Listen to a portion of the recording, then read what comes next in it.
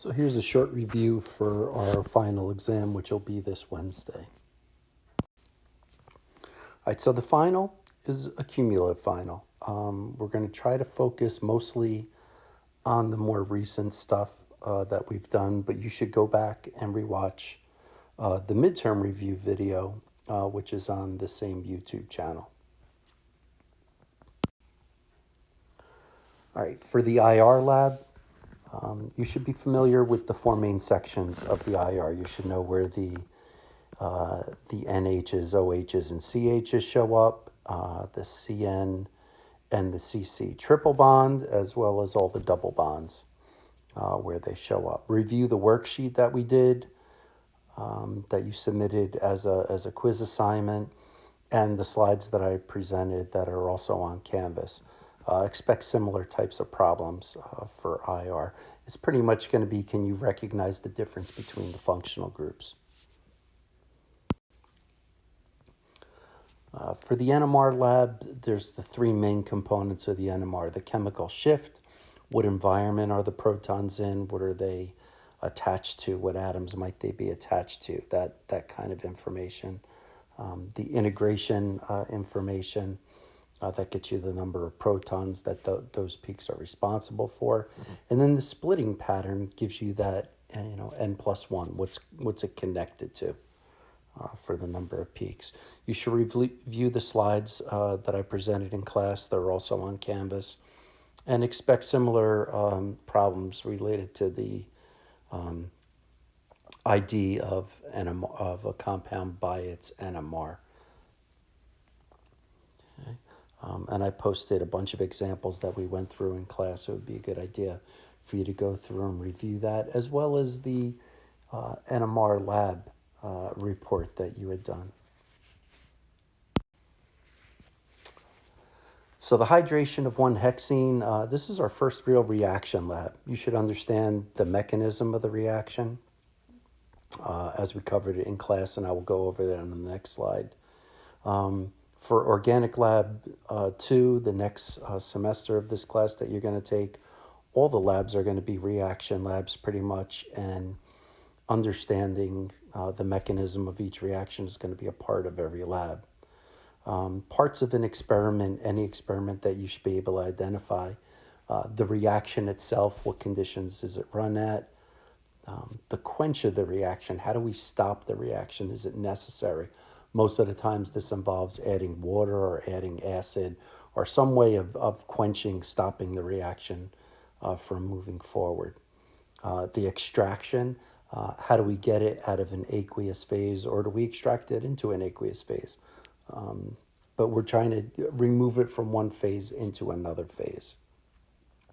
The drying step is usually necessary before we do any kind of crystallization or concentration.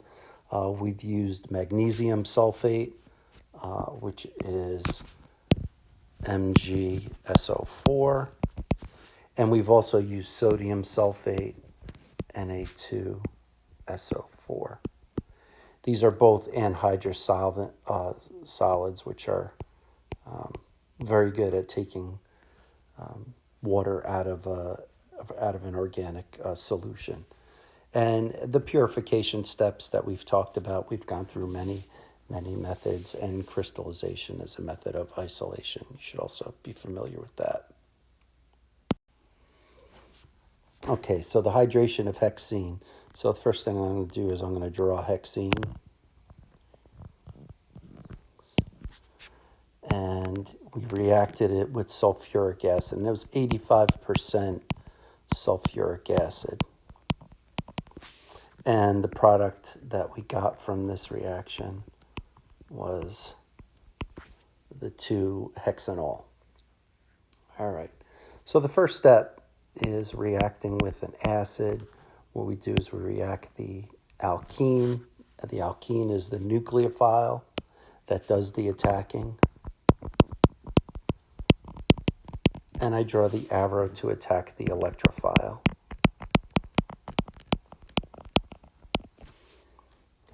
And the result of that reaction is we get the carbocation shown here. Okay, and I attach that hydrogen over here. This is a reversible reaction. So now we have a carbocation.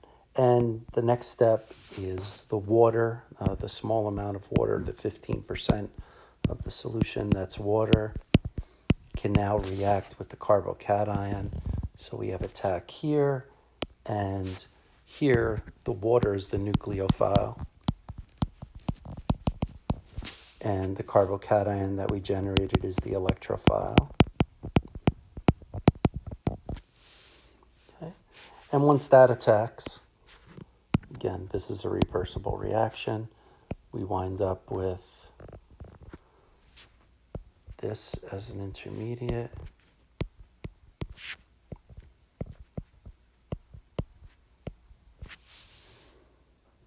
All right. So after that adduct gets formed, we lose the hydrogen, probably to another water molecule.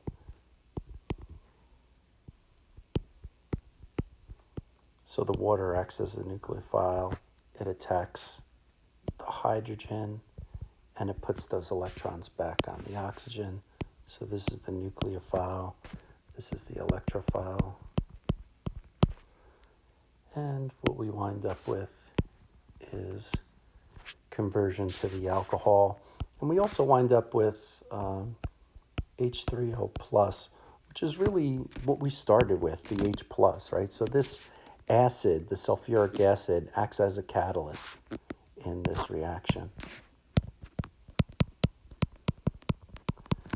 Since it's part of the reaction, it gets used in the reaction. The reaction doesn't start until we put the sulfuric acid in there, and then we wind up going to the alcohol, which is our product, and we regenerate our catalyst, H3O plus, right? Acid in water is H3O plus. Okay, so the presentations that you did are going to be a major component of the final exam. You should be an expert on your presentation topic, and you should be able to answer detailed questions on that topic. All right. You should have a basic understanding of all the other presentations that were done in class. You should rewatch the videos and make sure you understand the basic principles. We covered several types. We had chromatography techniques that were covered. We had several filtration. We had several milling operations or grinding of material. So you should understand the basic principle of what's going on, and maybe some details about some of them as well.